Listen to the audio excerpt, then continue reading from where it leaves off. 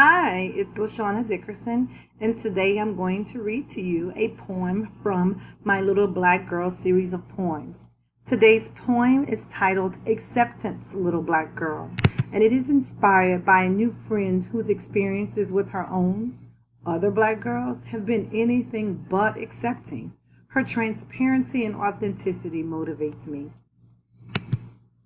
Acceptance, little black girl, that is the key to our little black girl unity.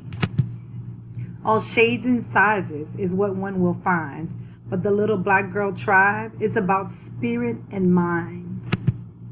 Tribal judgment and degradation has no place along the journey we strive. Only respect and acceptance will help us build the little black girl pride. Acceptance, little black girl, is how we all win. Lifting, building, and pouring into each other by sharing the places we've been. Rise, little black girl, we are going to the top. With our talents and skills, we can't be stopped. Practice, little black girl, acceptance from the heart. Today is the perfect day for you to start. Thank you so much. I hope you've enjoyed it. I hope that this poem has inspired you or motivates you or encourages you or someone you know to be more accepting of the differences in our black women. If it is not for you, please share it with someone else. Again, thank you for listening. Have a great one.